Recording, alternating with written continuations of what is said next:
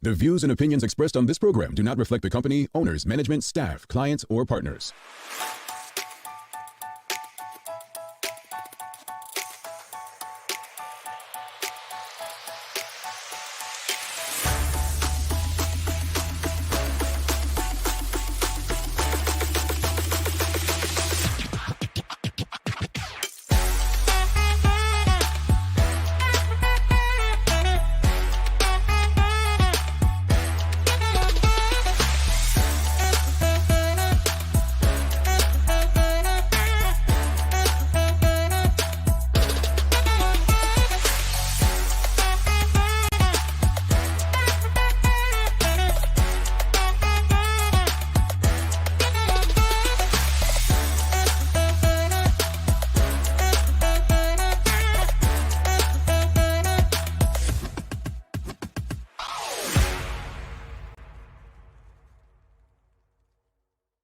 It's Wednesday, the 9th day of October, 2024. Welcome to Bermuda's Daily Talk Show. It's the Daily Hour brought to you by the BAC Group of Companies, Medical House Lenders, and People's Pharmacy. I'm Jamel Hartman. She's Mia Chambray.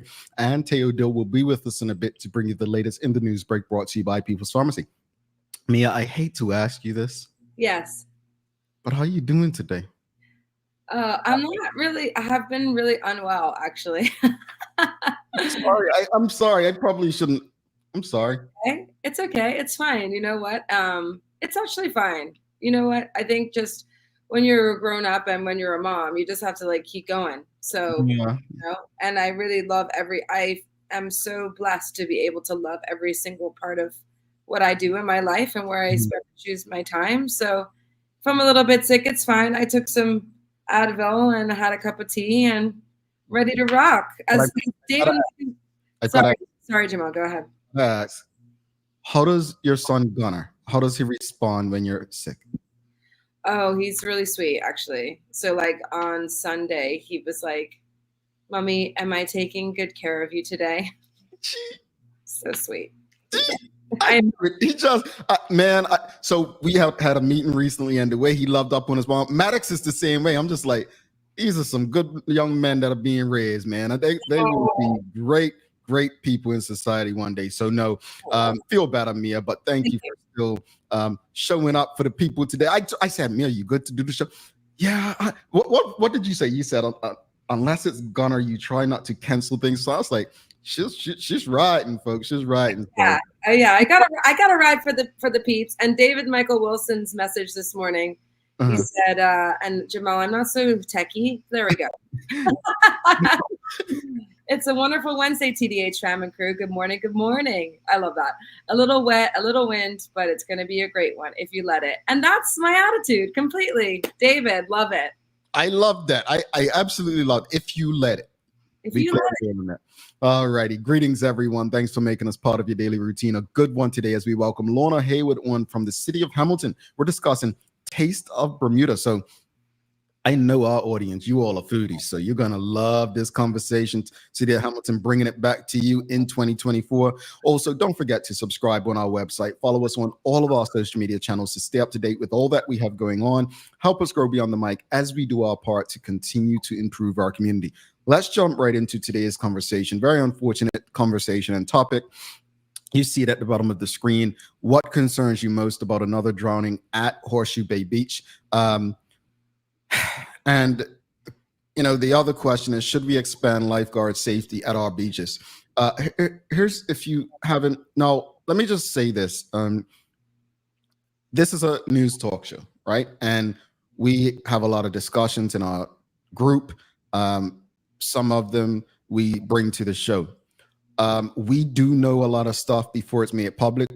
You all probably see people in the audience who will say, oh, this happened or that happened, and we will not talk about it. We're not trying to be first news outlet. That's not who we are. No. We're not here to try to report things or be fast. That's not what we do. What we're here to do is try to, when things happen, we will, once it's gone through the proper protocols, we will discuss what are the solutions to whatever it is that happened. And so We appreciate people who share things give things to us, information, but just understand that sometimes we will not discuss this. So if we receive this on Monday, there's a reason we didn't discuss it on Tuesday, because excuse me, it may have not been made public as of yet. So that said, for those who don't know, and I'm just going to read from the Royal Gazette rather than the police report, but the headline says U.S. visitor dies after incident at Horseshoe Bay. It goes on to say a 48-year-old visitor to the island has died after getting into difficulty at a Southampton beach, police confirmed. The spokesman said police and emergency personnel were called to Horseshoe Bay Beach shortly after 3 p.m. following reports that 2 men were having trouble in the water. Both were brought to the beach where medical staff commenced life-saving measures. Both men were taken to King Edward Memorial Hospital for treatment. However, one of the men, said to have come from the United States, was pronounced dead, while the second was treated and discharged. Very unfortunate. Now, according to the Royal Gazette, a witness told them that she was walking on the beach with a friend and they spotted a swimmer in difficulty. She said the man was about 40 yards out and people were trying to reach him. The woman said that a rescuer reached the man after 7 minutes and pulled him ashore using his surfboard. People on shore performed chest compressions and used the defibrillator machine on the man. The woman, who described herself as a certified Red Cross lifeguard, says she had tried her best to give directions to those attending to the man. All right. If you remember, and there was something from the government. It's only fair that we share it. But the Department of Parks said yesterday that because of rough seas and high surfs, notices had been posted at the South Shore beaches and public parks that no lifeguards will be on duty this week at Horseshoe Bay. Let me repeat. The Department of Parks said that because of rough seas, high surf notices had been posted at South Shore beaches and public parks that no lifeguards would be on duty this week at Horseshoe Bay. The department urged beachgoers to prioritize safety, follow the posted warnings, and stay informed about conditions. The Ministry of Public Works gave its condolences to the victims, friends, and family, and lifeguard services are provided during the peak season. And as the island approaches the end of lifeguard season, these services are gradually winding down. In light of the recent sea conditions, high surf warnings have been posted along South Shore beaches since Sunday to inform and protect the public. He said that the department had been working to recruit and train lifeguards, but had run into difficulties with recruitment, as stated by Lieutenant Colonel Birch, the Minister of the House of Assembly, in May. His comments came after the death last March of another U.S. visitor at Horseshoe Bay Beach from Pennsylvania. All right, let's get into the conversation. That was a lot. That was a mouthful. Let's get into the conversation. Again, I repeated a certain part of that, and I'd like to get the audience opinion on this, but it seems counterproductive, but I understand it, right? Where the Department of Parks said because of rough seas, high surf notices were posted at South Shore beaches and public parks that no lifeguards would be on duty this week at Horseshoe Bay. What are your thoughts on that? When the water's at its worst, there's no lifeguards. Well, my thought is that there should be lifeguards. There should be lifeguards. I think there was a comment made that there was only 14 lifeguards on a whole island, which I think is not enough. And potentially there was recruitment problems, and lots of times people said that there was, I was reading obviously the same Gazette article, and there was lots of comments that many of these lifeguards are students who are part of swim clubs. And that was the case when we were younger, Jamal, that many of my friends who were in swim clubs, they actually were part of the robust training and then did spend their summers as lifeguards. So when September comes, obviously they're all going back to university. However, we do have cruise ships all the way into November, and part of the ring, I guess the tourism ring, and I've seen it with my own eyes many times, is buses or tourists find themselves on the bus and they bring themselves to Horseshoe Bay because obviously it is one of the most iconic beaches globally. So these buses and buses and buses of tourists show up. They have no idea. Maybe they haven't seen the sign. They show up. They're on vacation and they just think, oh, I'll just go in the water and what's the harm, so to speak. However, there's a lot of harm. So we're asking people to pay to come here. pay to get down there, and then there's no safety precautions. There's nobody there to assist in times like this. It seems very counterproductive and unsafe, and it's not a great look for Bermuda, I have to say. Mia, you said something just now that, again, counterproductive. But if a visitor is just coming, like, is it the responsibility of the minibus driver, the cruise ship? Like, I mean, let's be honest. You're going to the beach. You're not probably knowing the signs that they're along the South Shore. You're just looking at a great day in Bermuda. You're probably thinking this is great surf water. You know, you're not thinking that way. And then if you don't know the laws or the rules, you're not understanding there's no lifeguard on duty because of the surf. You're probably thinking there would be lifeguards on duty because of the surf, right? Completely. And the one thing I have to say is potentially, you know, they need to do a wider casting net of recruiting. Maybe just not kids in swim clubs. I mean, there's guys that I know that have been swimming off the rocks forever, and they are the strongest. Like, they know Bermuda waters. They know the rip currents. Yeah, maybe they aren't part of a swim club, but they know Bermuda's waters. And with some training and, you know, CPR and Red Cross training and all of those things, they would be such a huge asset to the beaches. I think there should be lifeguards on duty, even if it's just for like, okay, we've got the cruise ships in Monday through Wednesday. We should have them. And I'm sure there's people who are maybe doing a couple hustles, a couple part-time jobs, and they would love to add that to part of their, you know, roster and make some money, because as we know, it's not cheap to live in Bermuda. You know, I'm just saying, maybe they need to cast the recruitment drive wider, because there's so many strong swimmers here. But maybe they just don't have the knowledge of the CPR, or they just need like a little bit more robust training. I get there's challenges, and I appreciate you for having a balanced approach there with the challenges that, you know, a lot of them are, you know, heading back to school, people that were lifeguards, the pay thing you addressed as well. It's an interesting discussion. I want to ask the audience as well, yes or no, do you believe there should be lifeguards on duty year round? Because cruise ship season's expanded, right? It really goes into November now, right? Yeah. Yes or no, do you believe? But what concerns you most about another drowning at Horseshoe Bay Beach is the question of the morning. We've got David Michael Wilson says, as far as the drowning, I mean, it's sad. And while there's not much we can do about it, we can continue to stress beach safety. Don't eat and swim shortly after, and let visitors know potential risk. So again, in a case like this, let's say someone's getting off a cruise, David Michael Wilson, is it the responsibility of the driver who's taken them there? Is it the responsibility of the cruise ship? Is the signage great enough for everyone to see? Like, I think I can understand if it was locals and you know, it's on the news and so on, but a visitor, let's be honest.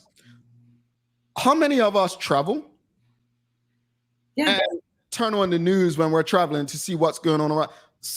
Mind you, I may do it sometimes. Me too. But it's not a norm. If you go on vacation to Orlando, you're not watching the news. You're focused on getting your children in and out of theme parks. I know, exactly. And I'm thinking, like, I like to listen to local radio when I go away, just because I'm like, that's just my thing. But I'm not like actively like going around like to see what dangers might be around the corner. Like, I'm just going out enjoying my life. You know, you're really not thinking about it when you're on vacation. And I think, that if we have our beaches open, we should have lifeguards. Like, that's just, or two lifeguards, and we should have them, and that should be their job.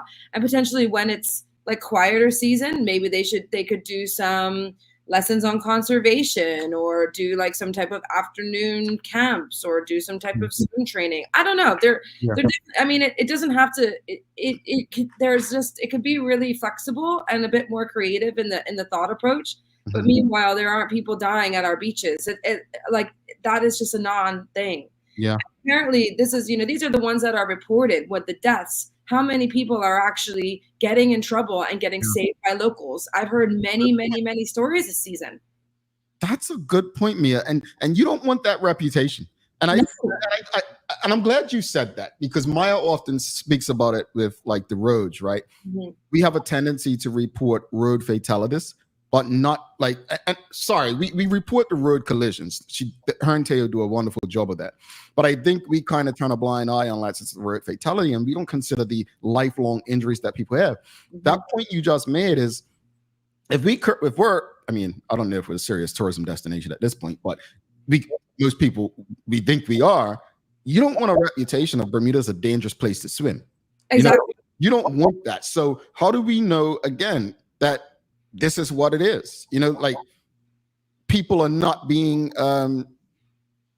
saved on a regular basis because of the dangerous current or surf. But let's go to the audience real quickly, get through some of these. Again, what concerns you most about another drowning at Horseshoe Bay Beach? And do you believe there should be lifeguards on duty year-round? Diane White says, water was very bad on Saturday. I was swimming in the cove and got into difficulty. My fault. I know better. They did not post signs until Sunday. Interesting. And first of all, I'm glad you're safe, right? I am extremely happy you're safe. Secondly, you took accountability for your part. But thirdly, we've got to do better if you're not putting up the signs until Sunday. Well, I was going to ask, when were the signs actually put up? Because I go by Church Bay quite often, and I didn't see a sign until yesterday afternoon. So. We've got to ask those questions. Charles H. Jefferson II says, I believe it is the responsibility of Bermuda. If the water is dangerous enough to post signs, I think we need to close beaches. If we have a hard time finding lifeguards, is this a closed category? Well, Charles, that's a good question. And that was actually something that was raised in the comments of the article, that there are many students here who are, kids of non-Bermudians, but have grown up, born here, all those things. Should this be an open category that's a bit more fast-tracked in regards to allowing those students to have a job, like a Bermudian job, without having to go through a formal visa process or work permit process? Interesting. I think we need to find that out. Is this a closed category? Audience, look on that list. You could find Jason Hayward somewhere online. All right, let's go through these few comments real quickly. Maya Palacio says yes.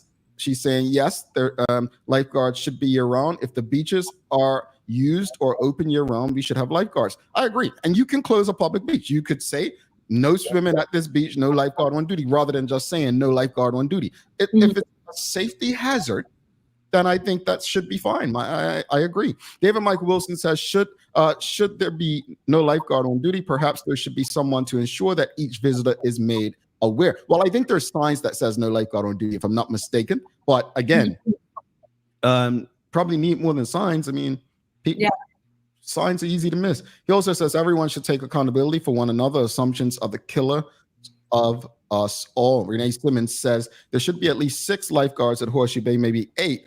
All those tourists, 3 on watch and 3 stationed, or 4. Yes, if tourists will be there until November, if not available, close the beach. Yeah, I'm with Renee, because then those poor guys that work down there that are doing the chairs and all that. Diane White says not reported on Sunday morning. HSB staff saved a few people. Thank goodness for those guys. So to your point, Mia, they're trying to do their job, pulling chairs across and, helping, taking food, etc. Meanwhile, they're having to pull people out. Like, that's so irresponsible. And how traumatizing for them. How traumatizing. You know what? I'm absolutely happy that you said, let's discuss this today. And I'm going to tell you why. Forgive my ignorance. I did not know this was a norm. I wouldn't have even considered that this was a norm. And I think that our ignorance makes us think that these things are not that serious. Yeah. Because we only, again, like road fatalities, right? Is we only consider road fatalities bad. We don't consider collisions that someone may lose a leg or not be able to walk like they used to, or operate and work like they used to. I think that we really, really need to take a close look at this situation. It's not good. Let me just go through these final comments and then bring Teo in. Kia Renee BDA says, nature is powerful, gotta respect it. That's why I don't go in the ocean at all. You all could talk about me, tease me, talk about I don't swim anyway. I don't worry about you. Maya Palacio says, I don't believe it's closed because I had 2 friends I met in university, Canada, who became lifeguards in Bermuda, but I'll double check if it changed. Okay, thank you, Maya. Teray Toll says pool beach attendant is listed as a closed category. Not sure if that's the same as lifeguard found on government website. Like, look at my homies, right? Doing the work for us. Charles H. Jaffe II says, one of the primary responsibilities of any government is to provide safety for residents and visitors. I don't think the cruise ships are responsible. They pay taxes. And Dexter Smith says, how do you close a beach? Literally the same way you put up signs to tell people there's no lifeguard, Mr. Smith. I mean, you close a lot of things. Whether people respect the closure is another. You know what I'm saying? Another thing, yeah, absolutely. It's not about not being able to close it. You say this venue is closed. You say Horseshoe Bay Beach is closed to swimmers, and if they decide to go against what you're saying, that's on them. But don't sit here and act like, how do you close a beach? Come on. Anyway, let's bring Taylor Dillon for Daily Hour News Break. Interesting conversation.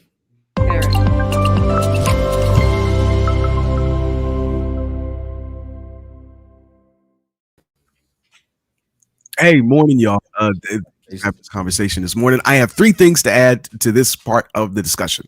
Number one of the things that I immediately thought was, well, how representative is this problem, right? Like throughout the Caribbean, to see if we are an outlier, an unusually dangerous place to swim. Turns out, thankfully / horribly, we are not. Like, if you just Google tourist Caribbean drowning death, you'll see Antigua, Bahamas, Puerto Rico, Dominican Republic. Like, it happens all over the place. For the second thing, I wanted to say a particular reason. That is to say, cruise ship passengers in particular, in a lot of instances, come from the middle of the map in the U.S. People that have no experience at all with swimming in the ocean.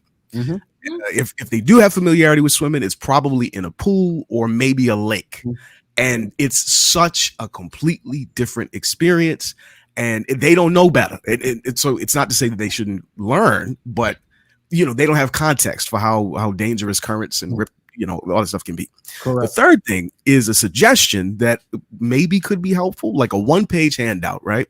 When you're coming into the island, and they give you them little pink slips for all the visitors as you're arriving to fill out for customs and all that. Yep. Just a little piece of paper.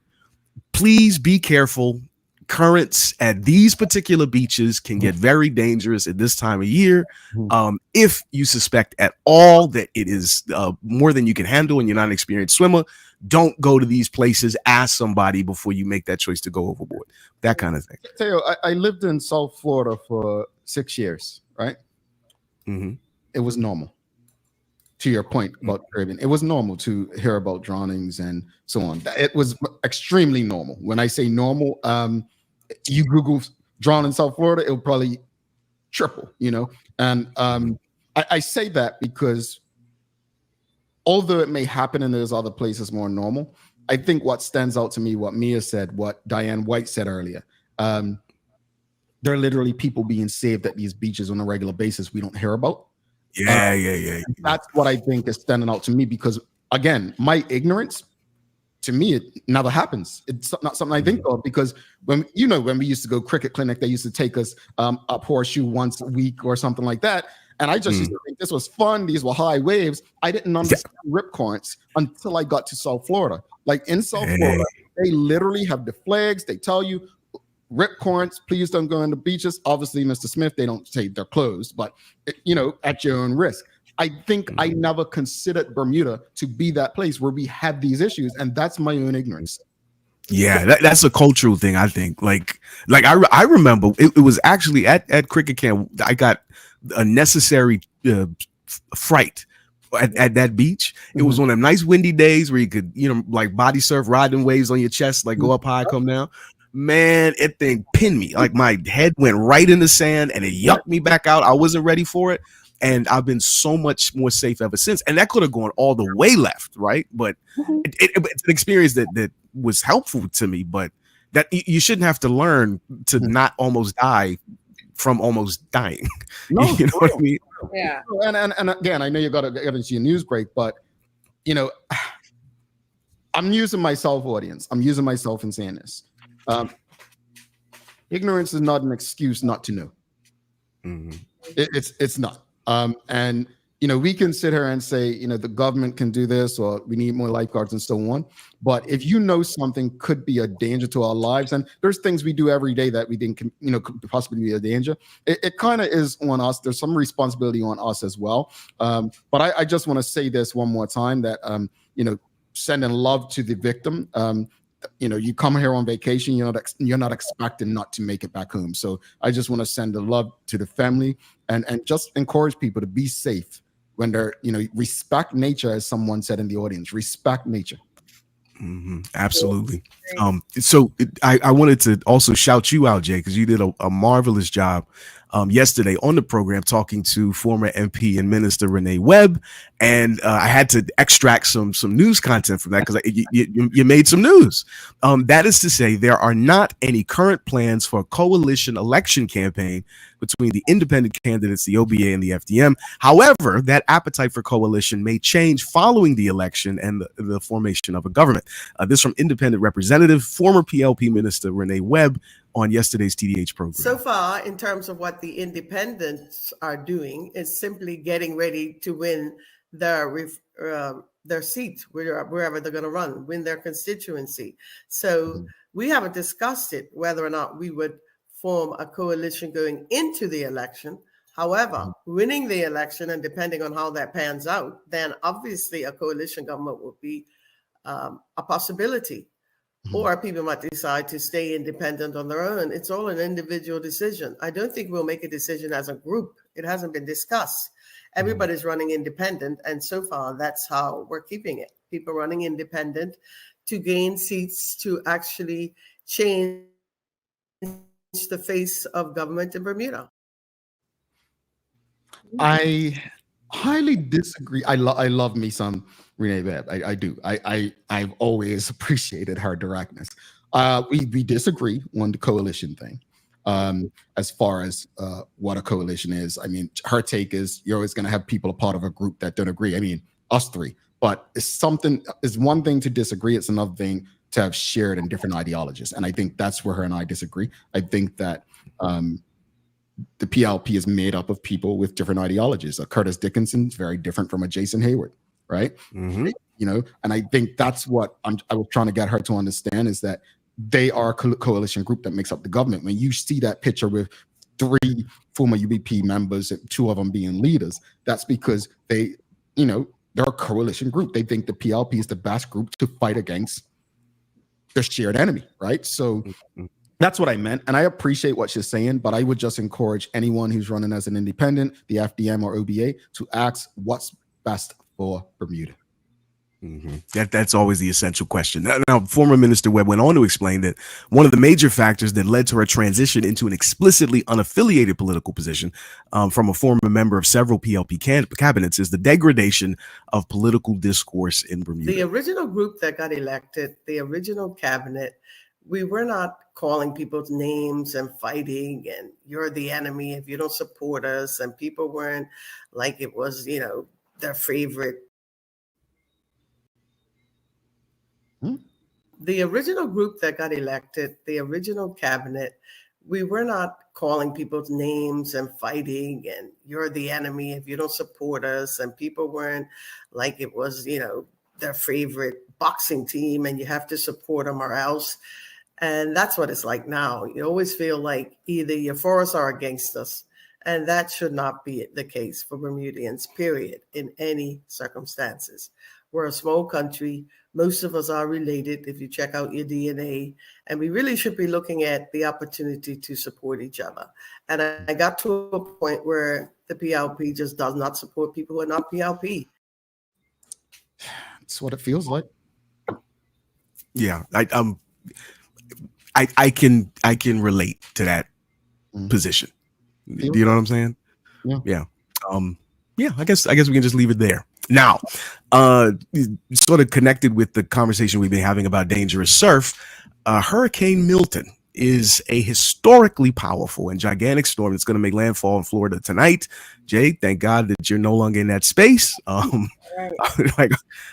sister's down there, but thankfully she's always looked after. So, but this thing is serious, and the track could also include Bermuda over the next few days. As you can see here, Milton is big enough you can see it from space in this footage captured by the International Space Station.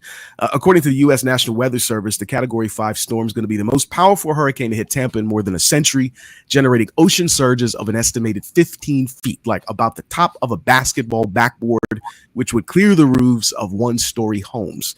Only 9 other Atlantic hurricanes in history will have ever hit Milton's 180 miles per hour wind thresholds, and its impact with the Florida landmass will cut its strength, which matters for us since it's headed in our general direction thereafter. Now, you remember those 15 feet storm surges I just mentioned? Like that sounds insane, right?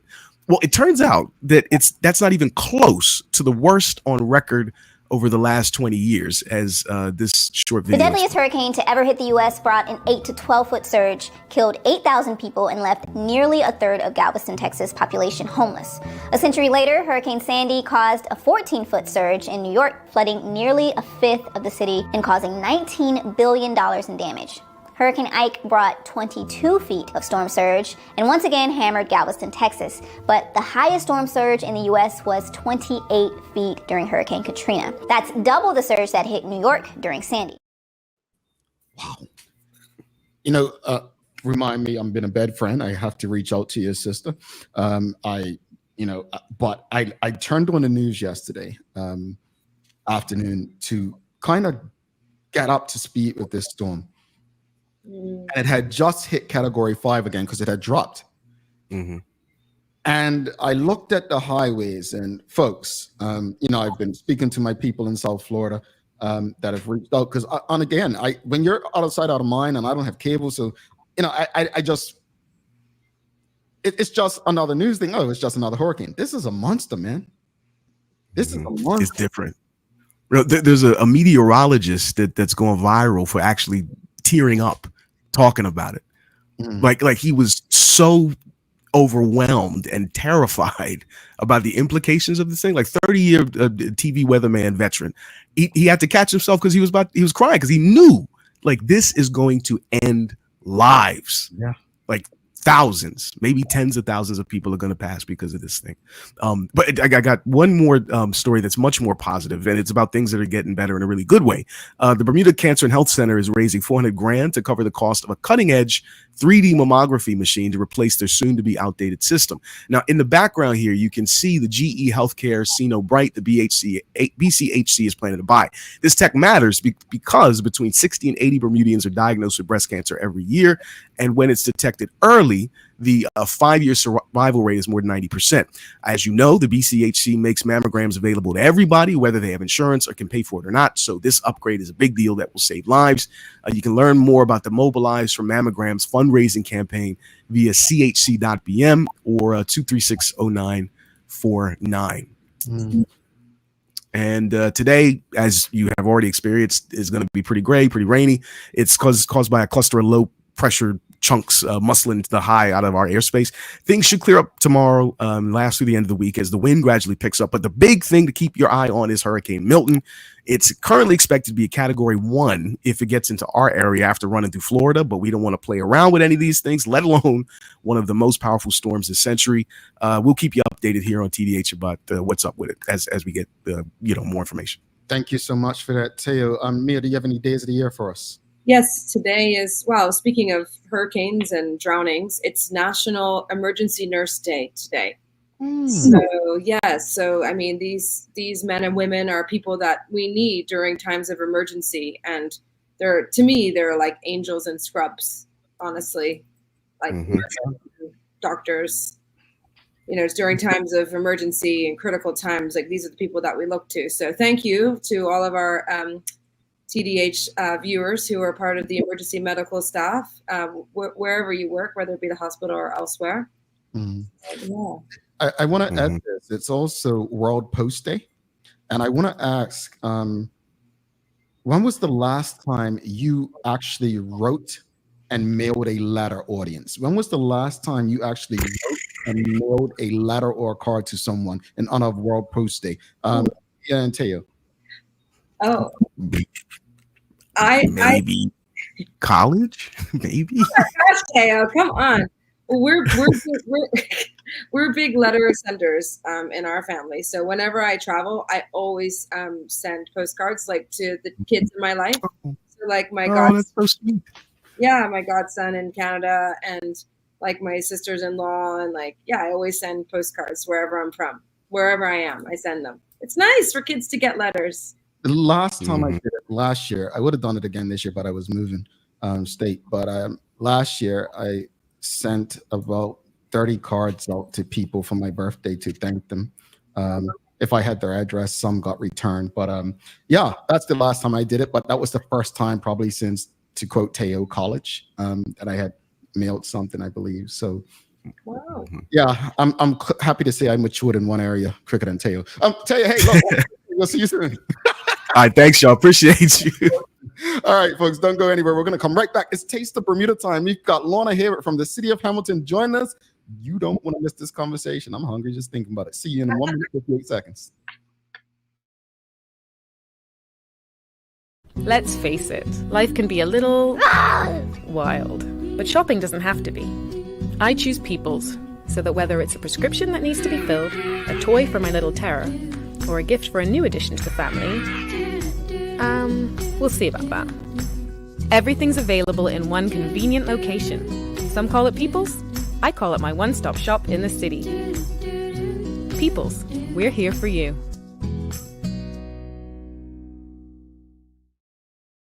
Welcome to the new bulk store, Lindo's Next Level.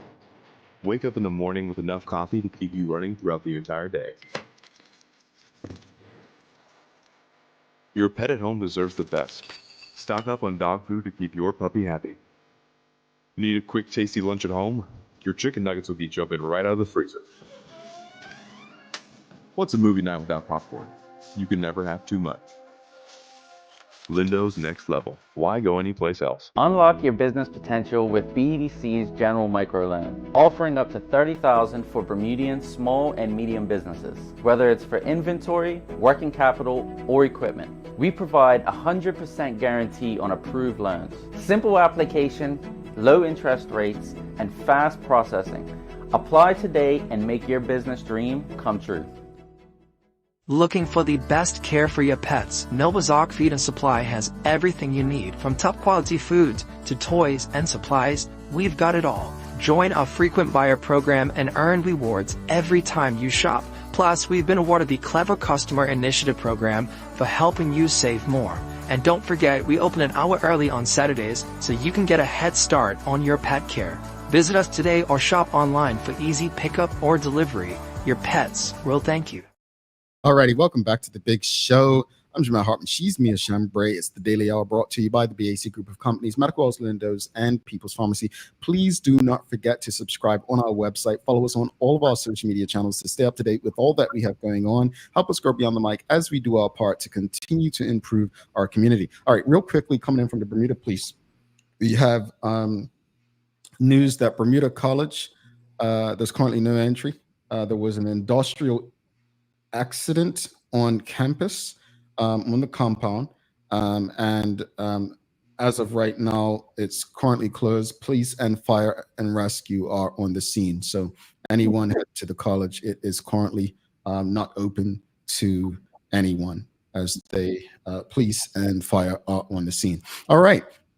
Without further ado, we've got a very special guest today. We are welcoming our friends back from the city of Hamilton. We're talking Taste of Bermuda. Let's give a warm TDH welcome to our guest today. We've got Lorna Hayward. Oops, sorry. I'm sorry.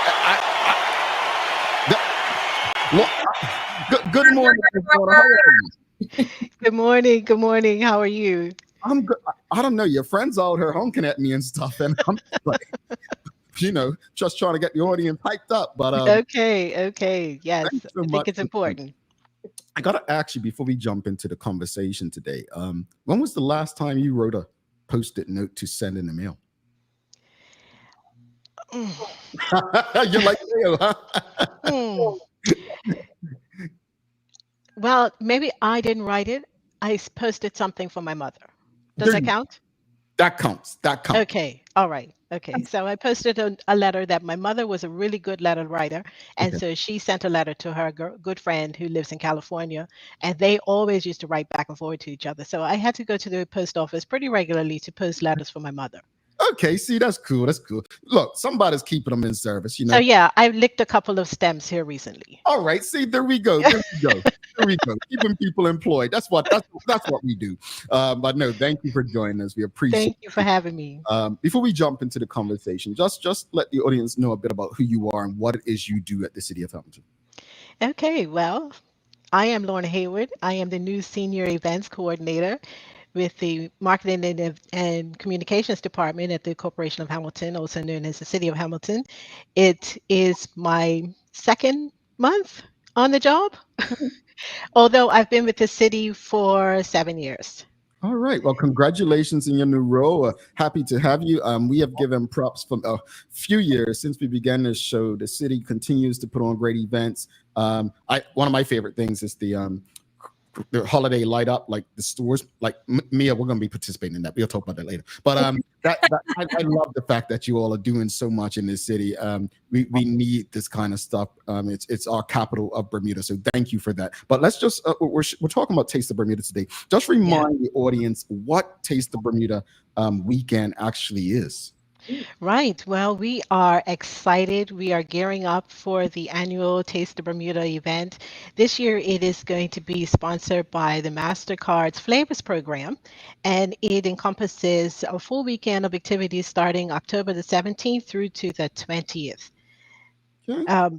Yeah, so the first event is going to be on October 17th, and we are so excited that Cambridge Beaches have decided to join the Taste of Bermuda program this year, and they're going to be having a culinary dinner, a dinner with two master chefs, two, not one, but two. And they're going to be serving up some wonderful dishes to all the persons who buy tickets for that event. And so we're just excited that Cambridge Beaches, who's outside of the city, have decided to join the city program and be a part of the whole Taste of Bermuda. So it's not Taste of the City, it's Taste of Bermuda. And I actually, you know what? That's what I liked about it. It's like it's the City of Hamilton behind it, but it's not this Taste of Hamilton, it's the Taste of Bermuda. I love that. So with that said, props to Cambridge Beaches for coming in. What kind of other events will be taking place over the weekend? Wasn't it like a white party or event? Oh, yes. Well, before we get to the white party, on the Friday night, October 18th, we have Art of the Poor, which Bacardi is going to be sponsoring. So Bacardi and the City of Hamilton have partnered up. Last year, we had the competition at Pier 6. This year, Bacardi have taken up the mantle, and they're going to be hosting the bar competition. They have 15 bars and restaurants that are going to be participating in that event. And so that's going to be at Bacardi. If you haven't purchased your tickets, there's still some available. So please go ahead and purchase your tickets for Art of the Poor. That's on a Friday night. But then the white party, unfortunately, it's already sold out. So if you have got your tickets, you can't join the white party. But we are just so excited about how fast the white party tickets sold out. They were sold out within 3 days of launching the tickets. And the VIP section was sold out in 15 minutes. It was just so amazing to watch the tickets just pop off of PTix. Wow, that's incredible. It was. It really was. So, but we're all excited. We're gearing up for that. We're going to have lots of entertainment and good food that's going to be served to us by Hamilton Princess and Beach Club. So, and we have wine pairings that's going to be with all of the different courses, 3-course meal. And then we're going to jump right into our after party. So if you weren't able to get tickets for the white party, you can still don your white outfits with all of your sparkles and what have you, and come to the after party. Starts at 10 o'clock, and we will dance until midnight or 1 o'clock. depending on how the crowd vibes with the music. We've got DJ Scooby, who's going to be providing good vibes for us at the after party. So we still have lots of after party tickets available, so you don't have to miss out on the event. Come and join the after party. It is going to be epic. Real quickly, Neil, before you go, I just want to ask the audience, has anyone participated in Taste of Bermuda in the past? Yes or no? Has anyone participated in Taste of Bermuda in the past? Go ahead, Mia, sorry. Great question. I have not had the opportunity to get involved in Taste of Bermuda, but I do love Cambridge Beaches, and I do love the city Hamilton, and I do love Bacardi. So, but now I'm sad to hear that I'm excited to hear that the White Party tickets are sold out. That's amazing. It's 10 o'clock, Lorna girl. That's my bedtime, 7:30, but I'll try and see what I can do. Oh, I mentioned a couple of the vendors that are going to be involved, but Lorna, tell us who else will be involved this year in regards to vendors. Who else can we look forward to seeing at Taste of Bermuda this year? What types of cuisines? Yeah, we're going to have all kinds of cuisine. So lots of local vendors are going to be with us. I don't have the full names, a list of them in front of me right now, but we are going to have a full variety of savory foods and sweet foods and beverages to taste. And so that is going to be happening on the Sunday. So Mia, you don't have to miss out. You can come to the Sunday event, and there's going to be lots of food around, lots of beverages, lots of desserts and snacks and all the rest of that. So lots of food for you to be able to taste. And they're going to be served in sample portions so that you don't have to fill up in one station. You can taste around.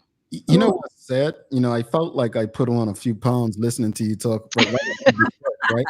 I'm encouraged. I'm encouraged by our audience because I asked, has anyone, been to Taste of Bermuda? And we've got all. We finally got to know. But yes, Stacey Ann Brown, Karen Simmons, yes, Anika the Shields. But I love this one. Marquita Lee said my daughter Kiara won the bar competition last year, so we've got. Yeah. Carlita Davis says yes every year. Kathy Rogers says yes, great time and experience. But we have a no. We haven't, like you did the Windy City and not your own city. So Lorna, we've got to work on our good friend Renee Simmons. All right. Come on, Renee. We're working on her. All right. We got to come on, Renee. All right. She can't come to the White Party, but she can definitely go to Cambridge Beaches. She can go to Cambridge Beaches and participate in the event at Cambridge Beaches. Okay. And then she can come to the White Party, the after party, I should say, the after party. And, you can get a cocktail at the after party and then dance the night away. Come on, Renee. Come on, Renee, girl. Well, that sounds amazing. It sounds like there's so many different types of experiences. So no matter if you are kind of involved more like of a daytime sampler, or you want to do maybe more of a cocktail on the Friday or the Saturday, you want to get involved in the White Party. It sounds like there's so many different things to get involved in regards to Taste of Bermuda. And remind us again, is there anything that you're really looking forward to, particularly Lorna, this year, seeing as it's your first one organizing it? What are you looking forward to the most? I'm looking forward to the whole thing. I have worked the Taste of Bermuda event as a support staff in the past.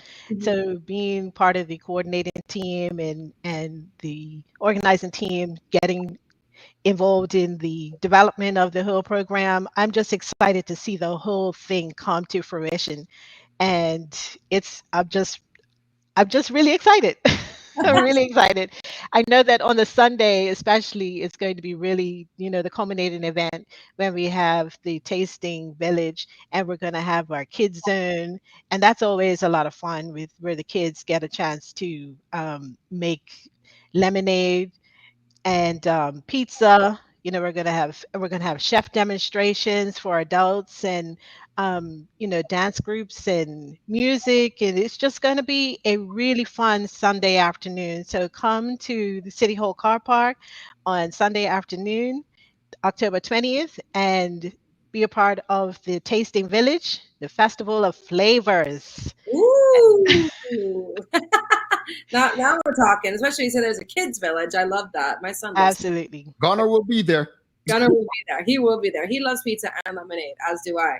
Now, Lorna, remind us again where we can purchase tickets. I think you said PTix. Is there anywhere else we can purchase tickets? Yep, no, PTix is our ticket provider. So we thank PTix for providing the stream for the purchase of tickets. The other thing I should mention is that MasterCard, who is our sponsor, is offering 15% off for all the tickets and tokens that you can purchase for our events. So when you're checking out of your PTix purchase, if you're a MasterCard holder, you put in Taste24 MasterCard, and you will get 15% off for your purchase. So use your MasterCard. there you go. We've got a winner. Renee Simmons says, "I'll try it. Why not?" So we've got great, wonderful. Out there, we'll have her out there. What I like, is that website still around? I think the Royal Gazette Bermuda Press Holdings purchased Nothing to Do in Bermuda. Remember that? Oh yeah. Remember Nothing to Do.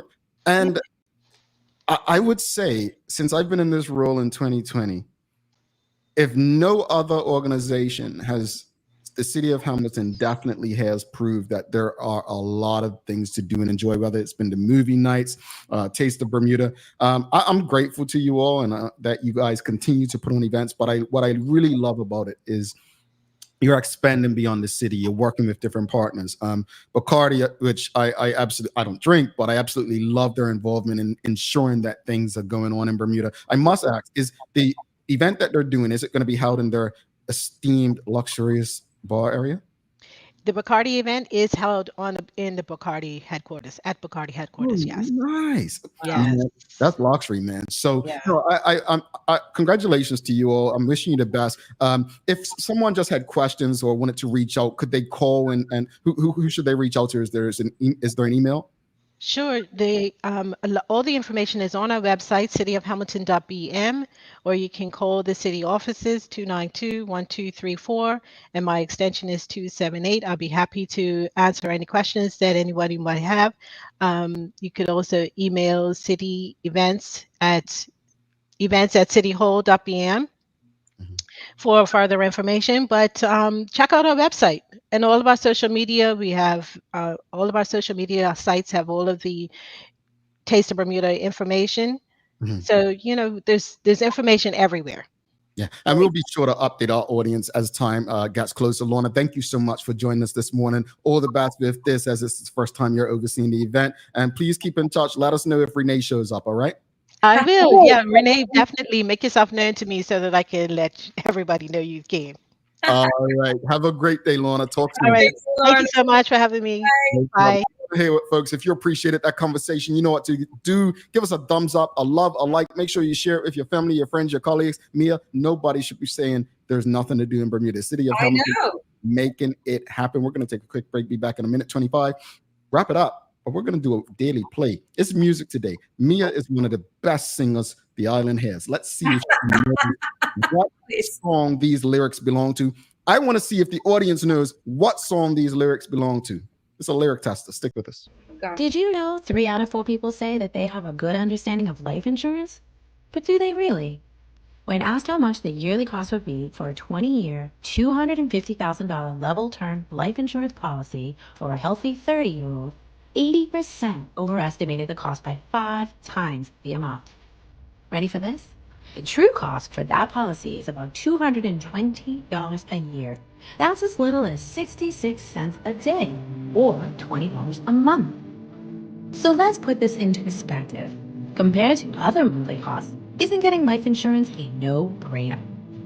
If you can trim back on some of these expenses just a little bit, it will allow you to dedicate the savings toward an affordable life insurance policy.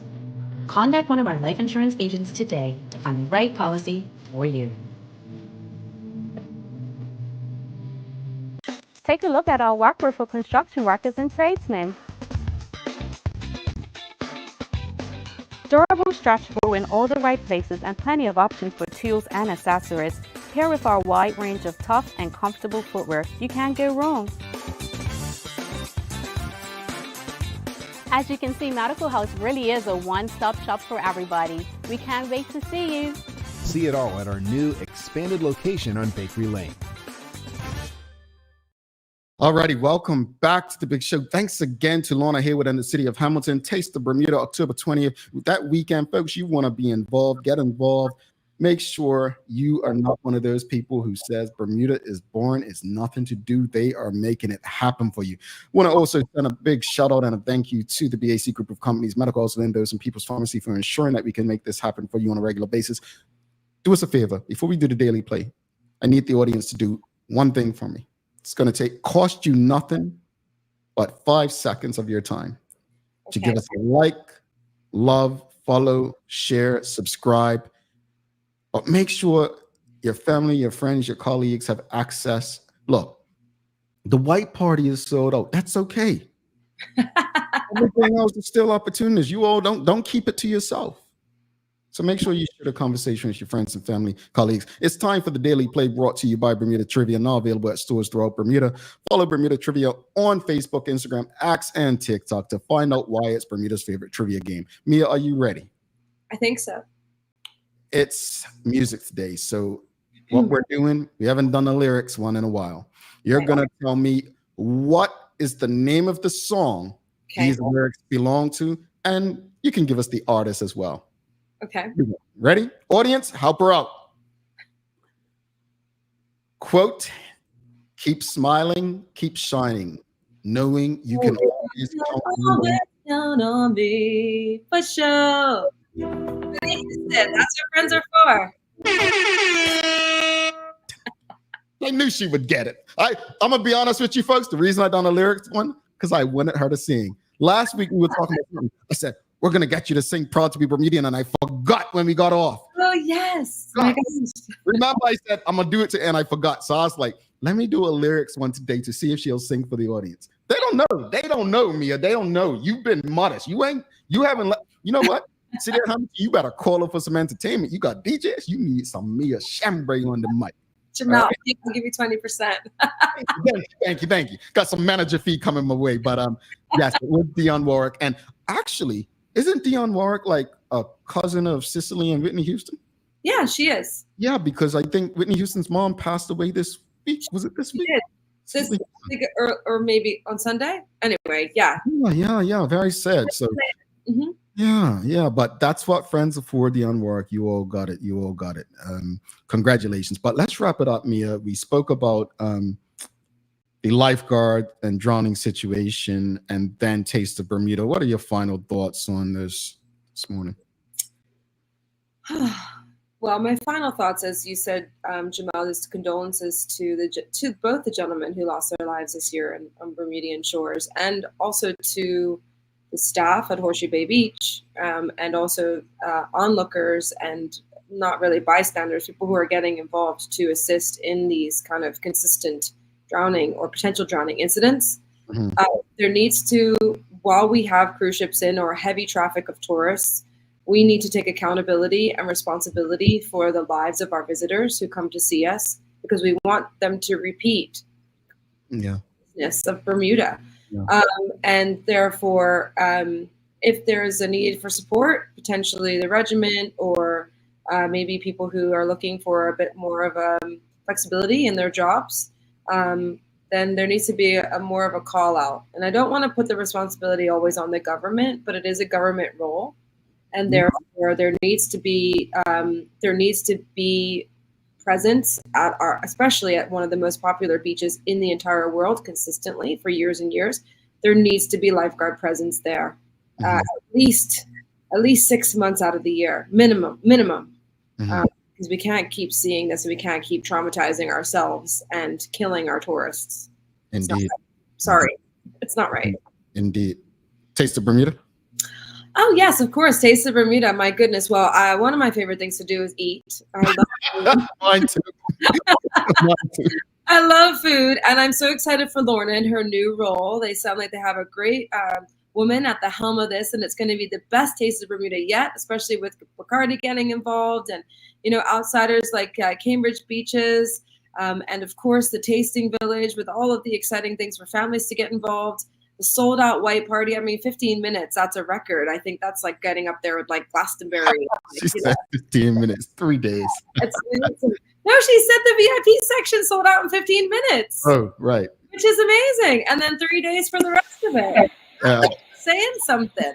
So, I mean, a credit to them. They've been doing Taste of Bermuda for many years, and it's been fabulous to see it grow and really just gain such excellent momentum. And I'm sad I'm not going to be able to go to the white party, but it's just, as you said, Jamel, there are things to do in Bermuda, and the city of Hamilton, they really do dedicate themselves to creating a really vibrant, event-driven, year-long program. And Taste of Bermuda is like the cherry on top. Followed shortly by Christmas, but I think Taste of Bermuda is going to be amazing. So. Indeed, and the city town crier on BDA, he just reminded people that Taste Village on Sunday. Don't forget about it. But regarding the drownings and the situation involving beachgoers, again, as Mia just repeated, and I said earlier, condolences to those impacted by the latest death. When you're going on vacation, you always want to make it back home. It's unfortunate. But I also want to add to that I do think, Mia, we have a responsibility as a government and as a people to protect ourselves and create safe environments, as Charles H. Jefferson II said earlier. We don't want that reputation. I know they're very heavy in South Florida about letting people know the dangers of rip currents and the like. I never even heard of rip currents the way I've learned when I lived in South Florida. So we have a role to play, but also the fact that we can ask a question, how do you close a beach? Easy. You tell people the beach is closed. If they still want to go, and do their thing, that's on them. But we can only do so much as humans. It's no different from crime. We can tell people this is against the law not to speed. Yes. How do you stop speeding? Well, slow people down. You tell them not to speed. If they choose to do that, there's consequences to their actions. As far as Taste of Bermuda, again, as I said, I love these events. Like you, I love to eat. I really want people to get out and enjoy these kind of events, because when you do that, it actually inspires other organizations to want to put on events and different things, not just this time of the year, but throughout the year. We're always looking for things to do. Maybe a rum festival, wine festival, Chowder Fest. There are so many different things. A local music fest with only local musicians. There are so many things that can be done. And when I see events like this and the people putting them on, I know what goes into events. So like you said, props and credit to Lorna and everyone that I do know, Jessica Aswood, Sadil Dill, straight up to the CEO, Dwayne Keynes. They're doing an awesome job around there. And I really do love that they trust our platform to connect with our audience and get people like Renee Simmons out. I'm picking on you, Renee. Do you have any daily inspiration to send everyone on their way, Mia? I do, actually. And today's daily inspiration is inspired by Taste of Bermuda. So the daily inspiration today is food in the end is our own tradition. It's something holy. It's not about nutrients and calories. It's about sharing. It's about honesty. And it's about identity. I love that. Who's that? I don't actually know. I don't actually know. It said unknown, so I don't know who said it. You know what I really like about that quote? It goes beyond nutrition sometimes. It goes on really just ensuring that people are able to eat it to live and survive. I mean, we kind of need to be nourished, right? So thank you for that. And the culture that's all wrapped inside of it as well. When we absolutely. Together, food is cultural. We go to certain parts of the world and you taste certain different flavors, right? So I appreciate that. Folks, don't forget to subscribe on our website. Follow us on all of our social media channels to stay up to date with all that we have going on. Help us grow beyond the mic as we do our part to continue to improve our community. Thanks again to our partners, the BAC Group of Companies, Medicals, Lindos, and People's Pharmacy, for ensuring that we're able to do this with you on a daily basis. As always, we appreciate you, we love you, and we thank you for making us part of your daily routine. If all goes well, we'll be back to do this again with you tomorrow. She's Mia Shembray. Please do feel better. I'm Jamel Hartman. Make it a safe and a great day. We are out. Feel better, Mia. Bye, Jamel.